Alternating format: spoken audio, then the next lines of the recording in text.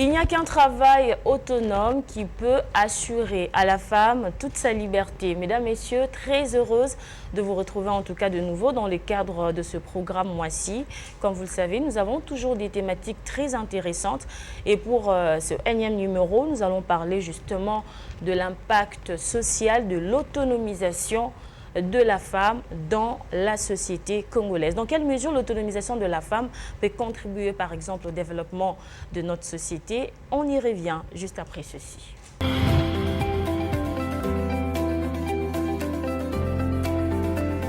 Et notre invité, c'est quelqu'un qui maîtrise bien aussi la matière, en tout cas en ce qui concerne l'autonomisation de la femme, Madame Ketia Kimpioka. Je pense que j'ai bien prononcé votre nom. Exactement. Alors, bienvenue dans Moi-ci. Merci. Vous êtes présidente de l'ONG JAD, Jeunesse Acteur du Développement Durable, une ONG qui est justement une plateforme de réflexion qui traite de problèmes sociaux existants et propose des pistes, des solutions. Je crois que tout au long de cette émission, nous allons également parler de votre ONG en quelques mots. Alors, la thématique qui nous réunit, je l'ai dit tantôt, c'est l'impact social de l'autonomisation de la femme dans le contexte de la société congolaise. Déjà, quand on parle de l'autonomisation, on fait déjà allusion au fait de se débrouiller seule, c'est-à-dire qu'on laisse la femme se débrouiller seule, se prendre en charge, prendre ses propres décisions. Êtes-vous d'accord avec cette définition? Alors, je dirais que la définition, enfin vous avez donné une définition en partie. Moi, j'aime bien tirer l'origine du mot anglais qui dit empowerment. Donc, dans empowerment, il y a le mot power, qui tout simplement veut dire donner, redonner à la femme ce pouvoir, pouvoir qu'elle n'a jamais eu pendant des siècles. Parce que comme nous le savons, pour ne pas dire naturellement, traditionnellement, le pouvoir a toujours été donné à l'homme. Et aujourd'hui, c'est à la femme de bénéficier de ce pouvoir pour pouvoir, elle aussi, participer au développement de sa société. Et puisque vous parlez justement de cette société où on donnait plus, en tout cas, le pouvoir à l'homme, une société patriarcale, si on peut le dire ainsi, est-ce que vous pensez qu'aujourd'hui, quand on parle de l'autonomisation, c'est en quelque sorte une façon de prôner l'égalité entre hommes et femmes? L'autonomisation inclut l'égalité entre hommes et femmes, tout à fait. Mais il ne faudrait pas seulement prendre cet aspect-là. Il y a aussi le progrès social, il y a cet aspect de développement de l'environnement et autres, on va dire, il y a beaucoup d'autres secteurs à prendre en considération lorsqu'on parle de l'autonomisation. Mais c'est vrai que, comme je l'ai dit tout à l'heure, donner le pouvoir à la femme, c'est en quelque sorte de lui l'équiper pour qu'elle soit à mesure de, pas combattre l'homme, mais qu'elle soit à mesure de compete, être en compétition et aussi. Souvent, c'est très mal compris tout dans à fait. notre société. C'est très mal compris parce qu'on le prend dans un cadre familial. Ici, nous ne parlons pas de la liberté ou indépendance de la femme dans le foyer, mais plutôt dans le milieu professionnel. Alors, cette égalité-là que nous prônons, ou l'égalité dont moi je fais allusion, c'est celle qui est référée à un milieu professionnel où lorsque vous avez un homme qui a fait des études similaires à ceux de la femme, les deux doivent être considérés, avoir la même chance, exactement, avoir les mêmes chances et avoir droit aux mêmes avantages. Et souvent, justement, comme vous l'avez dit, le concept d'autonomisation est très mal appréhendé dans notre société. Et j'ai tout de suite envie de poser même la question de savoir quelle lecture vous faites de la société congolaise, s'il faut peut-être faire aussi l'état des lieux de la femme avant d'aller plus loin. Alors, je dirais que la société congolaise ou l'État congolais n'a pas encore atteint une autonomisation complète de la femme, du genre féminin, mais on dira qu'elle a quand même fait des progrès, elle a montré un certain progrès. Lorsque vous voyez la structure actuelle du gouvernement, vous verrez que la femme est représentée valablement. C'est ça aussi l'autonomisation. Comme je l'ai dit, l'autonomisation, c'est le pouvoir. C'est le pouvoir. Et là, nous voyons clairement qu'il y a des femmes qui ont hérité d'un pouvoir auquel elles n'avaient pas accès auparavant. Donc, ça c'est pour parler de l'autonomisation des femmes, on dira qui ont un niveau beaucoup plus élevé. Et lorsqu'on va vers la femme qui n'a même pas eu la chance d'aller à l'école, qui n'a pas eu accès à l'éducation comme les autres femmes, on dira que l'autonomisation pour elle, ce n'est pas d'être égale à l'homme, mais c'est plutôt de survivre. Trouver les moyens de nourrir sa famille, nourrir ses enfants et aussi pour pouvoir répondre aux besoins de santé qui se présentent. Donc, il faudrait aussi faire, on fera une différence lorsqu'on parle de l'autonomisation de la femme, il faudrait prendre ces 2 niveaux. Alors, est-ce qu'aujourd'hui, justement, parce que vous dites, à vous entendre parler, on se rend compte tout de suite que l'autonomisation est quand même très importante. Est-ce que vous pensez que c'est une nécessité? Moi, j'ai envie de poser cette question. Est-ce que c'est une nécessité dans le contexte de notre société actuelle? Je vais vous donner des statistiques parce que moi, j'aime bien m'appuyer sur des faits. Okay. Je n'ai pas pu avoir accès aux statistiques congolais, mais du point de vue africain. Il a été dit, c'est un rapport de McKinsey qui dit que si les femmes deviennent autonomes, il y aura une amélioration du PIB, qui est le produit international brut, exactement, au développement durable. De 10%, qui correspondent à 316 milliards de dollars. Donc vous voyez clairement que l'autonomisation a des impacts économiques sur la nation. Ça, c'est pour parler du point de vue économique. Du point de vue social, je dirais aujourd'hui, on parle du leadership masculin, mais de plus en plus du leadership féminin. Nous nous rendons compte que le leadership féminin n'a pas encore atteint le même niveau que celui masculin. Pourquoi? Parce que, je vais me référer encore à ce qu'a dit la présidente de Malawi, Madame Jos, je crois, oui, Madame Jos, c'est son nom, Manda ou Dana, je ne me rappelle plus. Elle dit que naturellement, nous naissons avec 30% de traits de leadership. Et que les 70 autres pourcents viennent grâce à l'environnement dans lequel nous vivons. L'éducation reçue, qui aussi sont des facteurs importants. Maintenant, lorsque nous parlons de la femme pauvre qui n'a pas accès à l'éducation, nous allons dire que cette femme n'a que 30% de chances de devenir leader dans la société. Donc l'impact social de l'autonomisation dans la société congolaise serait tout justement développer l'économie, mais aussi avoir une masse représentative de leadership féminin dans le Congo. Et justement, quand vous étiez en train de parler par rapport à vos propos, vous avez dit quelque chose de très important, qu'aujourd'hui l'autonomisation, surtout si on doit parler de l'aspect économique de la femme, ça contribue pourra augmenter près de 10% des PIB, selon le rapport de l'ONU pour le développement durable d'ici 2030. Mais du coup, on se rend compte que de plus en plus on parle de l'autonomisation, de plus en plus on cible plus l'aspect économique. Pourquoi? Exactement. Alors, c'est d'abord l'aspect économique parce que lorsque vous parlez d'autonomisation, du coup, on voit la femme qui a cette indépendance financière. L'indépendance financière lui permet de produire. Aujourd'hui, notre économie, on doit le dire, est soutenue par les femmes. Les femmes, même dans le monde, on vous dira que dans le monde, 60% du travail effectué est effectué par la femme. Mais elle ne bénéficie que de 10% de ce travail et elle ne possède qu'1% des biens dans le monde entier. Donc vous verrez que économiquement, on promet l'autonomisation parce que c'est un facteur de développement économique. Mais aujourd'hui, lorsqu'on parle de développement d'un pays, on ne se focalise pas que sur le PIB, il y a d'autres aspects sociaux qui interviennent. Alors moi je dirais tout à fait, on prône l'économie, mais il y a aussi d'autres facteurs à prendre en considération que j'ai cités, notamment l'environnement, l'éducation et même la santé. Donc aujourd'hui, il est très important pour le gouvernement, par exemple, d'appuyer ces femmes-là, des commerçantes qui ont vraiment, apparemment, c'est inné, on a l'impression que la femme a ça dans le sang, l'entrepreneuriat. Exactement. Raison pour laquelle j'ai dit aujourd'hui, quand on parle de cette classe de femmes qui n'a pas eu accès à l'éducation, l'autonomisation pour elle n'est pas un moyen d'être égale à l'homme, mais plutôt de survivre. Et ces femmes, pour nourrir leur famille, pour éduquer leurs enfants, ont besoin de cette liberté, on dira liberté, indépendance financière, et aussi d'avoir, question pour elles d'avoir les moyens de subvenir aux besoins de Vous avez souligné un point très important. Vous avez dit que pour cette femme qui n'a peut-être pas eu l'occasion de passer par le banc de l'école, entre guillemets, l'autonomisation, c'est une façon pour elle, au fait, de survivre. Mais il y a un fait que nous constatons aujourd'hui dans la société actuelle, puisque quand on parle du concept d'autonomisation, nous l'avons dit tantôt, c'est mal appréhendé.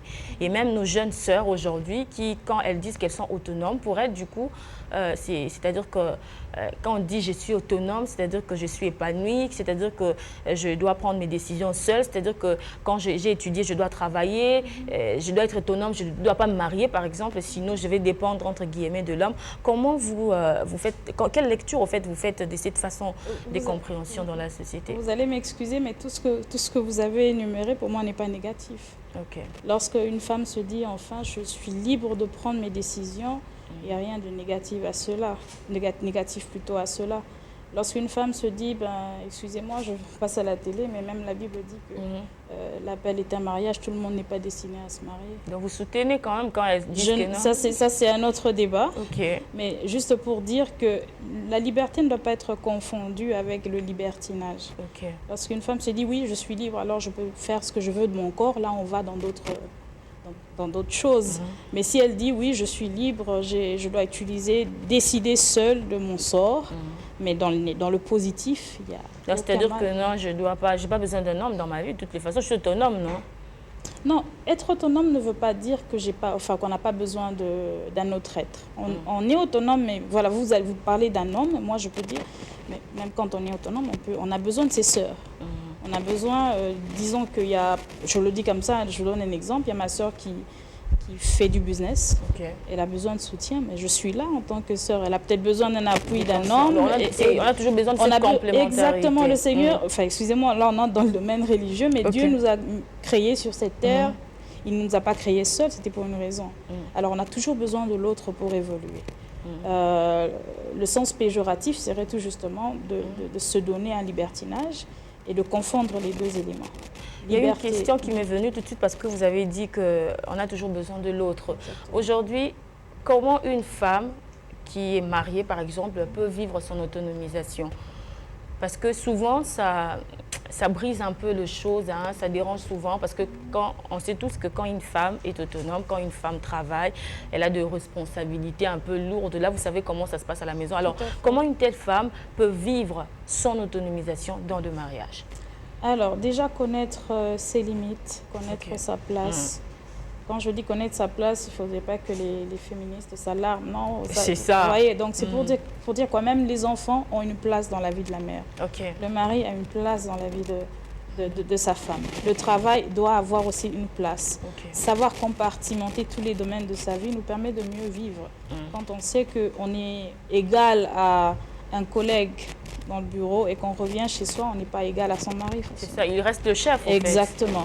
On arrive à la maison, les enfants qui vont et qui sont égaux à leurs collègues reviennent, ils savent qu'ils sont enfants. Donc savoir comment, comme je l'ai dit, compartimenter les différents domaines de notre vie nous permet de mieux la vivre et ne pas se compliquer la vie. Ici, il ne s'agit pas d'une bataille entre hommes et femmes. Il suffit juste de donner, parce que la femme est un instrument, excusez-moi de le dire comme ça, mais c'est un instrument très essentiel pour le développement d'une nation. On vous dit éduquer une femme, c'est éduquer toute une nation. Parce qu'elle produit des enfants et ces enfants bénéficient de son éducation. Et puis elle fait beaucoup de choses à la fois. Exactement, exactement. Donc, il ne s'agit pas là d'une bataille entre hommes et femmes. Égalité hommes et femmes, ce n'est pas une bataille. Au contraire, c'est pour le bénéfice de tous. Et aujourd'hui, parce qu'on parle justement, souvent quand on parle de quelque chose, quand on parle d'un concept, on se pose tout de suite la question de savoir dans quelle mesure ce concept a apporté un plus dans la société. Et moi, je vais vous poser la question dans le cadre des avancées de l'autonomisation de la femme en République démocratique du Congo. Alors, je n'ai pas très bien compris votre question, si vous pouvez mieux élaborer. C'est-à-dire que quelles sont aujourd'hui les avancées de l'autonomisation de la femme? Depuis que la femme congolaise est devenue... Là aussi, je vais vous poser une question tout à l'heure par rapport à ça. Est-ce que, d'abord, avant d'aller plus loin, est-ce que cette femme congolaise est d'abord autonome? C'est ce que je vous ai dit tout à l'heure. La femme congolaise n'est pas complètement autonome. Qu'est-ce qui manque? Elle est représentée, parce que quand vous parlez de la femme, on ne voit pas que celles qui sont cadres dans des entreprises. On ne voit pas aujourd'hui celles qui font partie du membre du gouvernement. On voit tout le monde. On voit les femmes domestiques, on voit ces femmes qui n'ont pas d'emploi. Et même ces jeunes filles qui, en 18 ans, elles ne sont pas des enfants, sont des femmes. Alors, lorsque vous prenez en compte les statistiques, vous vous rendez compte que la femme congolaise, elle n'est pas complètement autonome. Qu'est-ce qui manque, au fait, pour arriver à cette autonomie? Justement, des moyens. Si on peut éduquer la femme, déjà l'éduquer, c'est un pas vers l'autonomisation. Et l'outiller, en donnant l'outiller, c'est moi je le dis, éduquer une femme, c'est vraiment l'outiller, lui donner des éléments qui lui permettent de pouvoir... on va dire, j'ai pas envie d'utiliser le mot se battre, mais effectivement lui donner les moyens de pouvoir prendre soin d'elle-même et aussi de ses proches. Et parmi les stratégies peut-être que vous pouvez proposer, il y a quand même quelques stratégies qu'on peut mettre en place aujourd'hui pour aider, parce que ce que vous avez dit, c'est très important, c'est-à-dire que la femme congolaise n'a pas encore vraiment son autonomisation, c'est qu'il y a encore un grand travail à faire. Qu'est-ce qu'il faut faire? Alors, j'aurais dit l'État doit aider justement à relever le niveau de ces femmes. Parce que c'est très important. On l'a dit tout à l'heure, il en va de la réputation d'un pays. Aujourd'hui, quand vous regardez les PIB des pays, pour ne se focaliser que sur cet indice de développement, vous verrez que la RDC, je crois, est au numéro 165e. Je le dis comme je pense bien qu'il se trouve à ce niveau-là. Donc, il y a beaucoup de travail à faire. Aujourd'hui, les pays, on dira, il y a une compétition entre les pays, une compétition d'idéologie. C'est comme ça que vous allez voir la bataille entre la Chine et les États-Unis. C'est parce que pour eux, se développer, c'est aussi transmettre leur façon de faire, leur façon leur savoir-faire et aussi, comment dire, si je peux reprendre, excusez-moi. Donc, je disais, il y a une bataille d'idéologie dans le monde, entre les pays. Okay. Aujourd'hui, pour faire le poids, il faudrait aussi que le pays s'y mette. Okay. S'y mettre, c'est vrai, c'est industrialiser le pays et consommer, mais c'est aussi prendre en considération ce facteur d'autonomisation. C'est un peu comme ce qu'a fait le chef de l'État dernièrement en tant que président de l'Union africaine. Il a organisé une conférence sur la masculinité positive qui a réuni quelques chefs d'État africains. C'est aussi une façon d'appuyer, une façon pour le gouvernement d'appuyer l'autonomisation. Tout à fait, il y a ça. Il y a aussi, j'entends parler de l'INPP, l'Institut national de préparation professionnelle, qui est une institution publique qui forme des jeunes. Et il m'est arrivé de faire un tour à l'INPP. J'ai vu qu'il y avait plus de femmes, plus d'hommes plutôt que de femmes. Et quand on pose la question, on dit non, ce sont des métiers hommes. Alors il faudrait aussi qu'il y ait un changement de mentalité, que les femmes comprennent qu'à cette époque-ci, au XXIe siècle, il n'y a pas de métier pour hommes et métier pour femmes. Il faudrait que tout le monde mette la main à la pâte pour pouvoir élever le pays de la situation dans laquelle elle se trouve. Alors c'est vraiment une occasion pour nous de saluer ces femmes des femmes géologues par exemple, les femmes qui font l'électricité, qui font la mécanique. Ce sont des métiers qu'on dit souvent entre guillemets métiers d'hommes, mais je pense que la femme peut aussi faire toutes ces choses. Alors une autre question, Madame Ketia, vous avez dit que nous avons toujours besoin de l'autre dans la société. Et quand on parle de l'égalité, ce n'est pas qu'on dit qu'on va prendre la place de l'homme ou que l'homme va prendre la place de la femme. C'est une sorte de complémentarité. Et quand on parle de ces concepts que nous abordons justement, l'autonomisation, un processus bien sûr, c'est quoi la part ou encore le rôle de l'homme dans ce processus? Alors comme je vous l'ai dit tout à l'heure, traditionnellement, l'homme a le pouvoir, traditionnellement.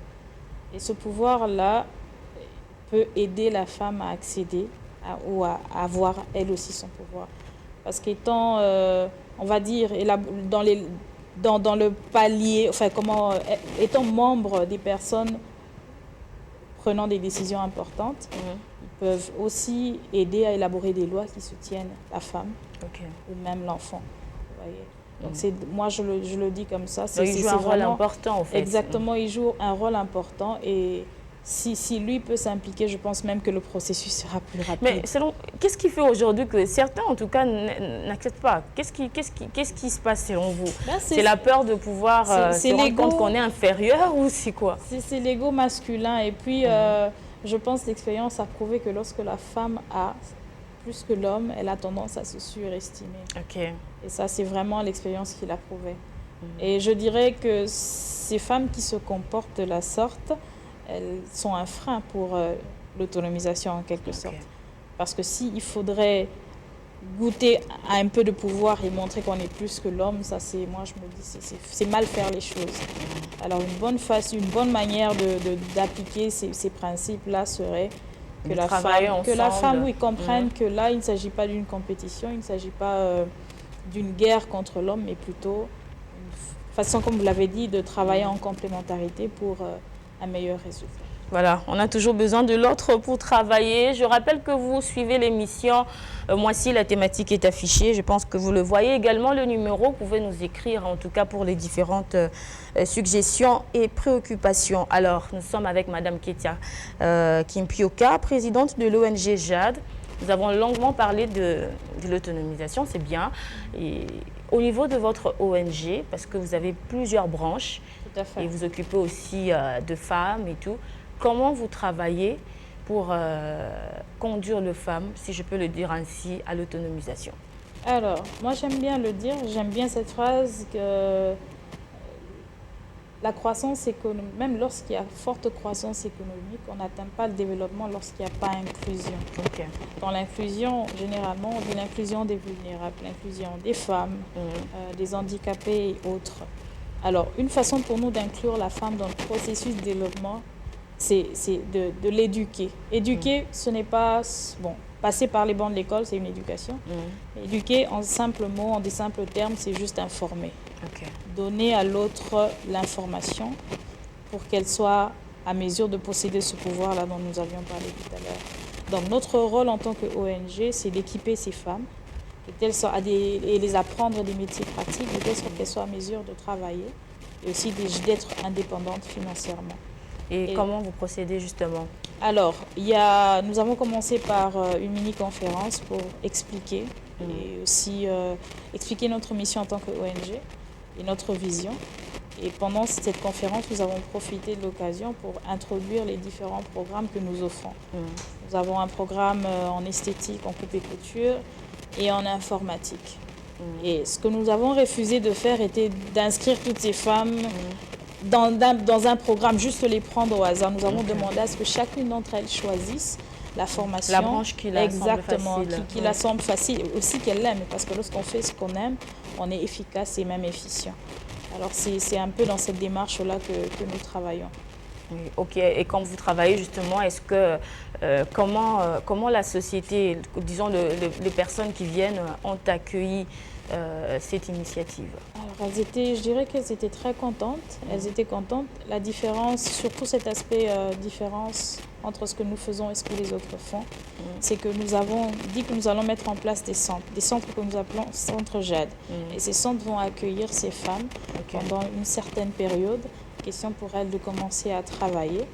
Et nous avons réfléchi sur des politiques des moyens d'aider cette femme, non pas seulement l'aider elle, mais aussi aider les enfants. Par exemple, le centre peut mettre en place des moyens financiers pour supporter cet aspect santé médicale des enfants et tout le reste. Et vous les faites gratuitement en tout cas? Alors, on dit gratuitement, mais n'oubliez pas qu'elles vont travailler. Donc, c'est vraiment le fruit de leur travail. Quand elles travaillent, c'est le revenu du centre qui est réparti. Elles seront payées, bien évidemment, mais aussi il y aura une branche réservée pour s'occuper de la santé de leurs enfants. Alors nous saluons l'initiative parce que c'est vraiment une très belle façon aussi de rendre la femme autonome. Et depuis que vous avez commencé, justement, quels sont les résultats déjà? Alors, on dira que les résultats ne sont pas encore visibles parce que nous venons à peine de lancer nos formations. Alors, je dirais rendez-vous en mi-2022, à la fin de l'année. Nous allons faire une évaluation et dire clairement quel a été l'impact des activités de la JAD au sein de la communauté congolaise. Alors, je pense que nous allons revenir ici, déjà au mois de mai 2022. On va parler de tout ce que JAD a fait et puis on va voir aussi, on va descendre même sur le terrain, voir c'est quoi les résultats de cette formation parce que nous voulons que les femmes soient autonomes, mais il ne faut pas confondre l'autonomie avec le libertinage. En fait. Autonomie, c'est-à-dire qu'on a besoin de savoir que vous pouvez prendre des décisions vous-même, vous pouvez décider par vous-même, mais nous avons besoin des hommes, comme l'a dit Madame Ketia, on a besoin de cette complémentarité. C'est pas la guerre, c'est pas comme si on était en train de se battre. On a juste besoin de se comploter et je pense que les hommes aussi ont une part importante, comme l'a dit mon invité, une façon pour eux au fait de contribuer aussi à cette autonomisation parce que si aujourd'hui nous arrivons à une société où tout le monde est autonome, je pense on va parler de développement ici en RDC. Exactement. Alors, nous sommes arrivés à la fin de l'émission. Madame Ketia, on a parlé de l'impact social, de l'autonomisation de la femme dans le contexte de notre société. Et je vais vous demander juste de regarder votre caméra et de pouvoir nous résumer tout ce que vous avez dit. Et surtout, moi, j'aimerais aussi que vous puissiez vous adresser à ces jeunes femmes qui nous suivent, à ces femmes mariées qui sont à la maison, qui mettent leur mari mal à l'aise. Non, Naza autonome, Naza autonome. Et ces jeunes-là aussi, femmes, qui parlent seulement de l'autonomie comme ça, sans pour autant comprendre. Et aussi les inviter aussi à s'intéresser aux activités du JAD. Vous avez votre caméra devant vous. Voilà, comme je le disais tout à l'heure, l'autonomie est un concept assez complexe, mais il faudrait très bien le comprendre.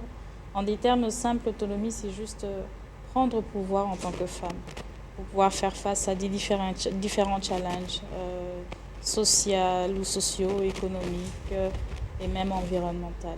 Alors ne pas confondre l'autonomie au libertinage est très important parce qu'il ne s'agit pas là d'une bataille contre les hommes, mais plutôt une façon de travailler ensemble parce qu'on dit l'unité fait la force pour pouvoir élever le niveau de la nation. Alors j'invite toutes ces femmes qui me suivent de vraiment prendre conscience et de vouloir être acteur au développement de la nation.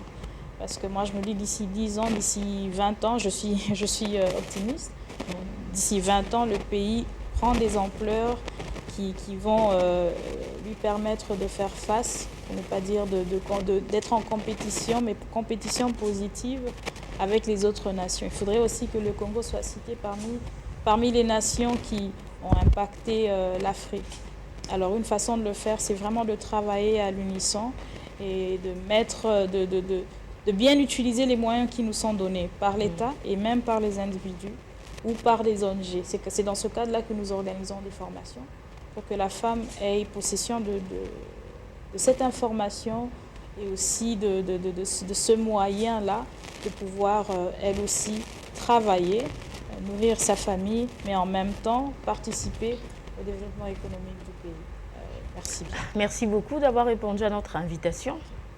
Je pense que l'émission vous a plu. Merci à toute l'équipe technique qui a travaillé, en tout cas à la réalisation, derrière les caméras, aussi à la production. Merci pour votre fidélité. Écrivez-nous au travers du numéro qui est affiché. On se retrouve très bientôt pour un nouveau numéro de Moi-ci avec une autre thématique, bien entendu. À très bientôt.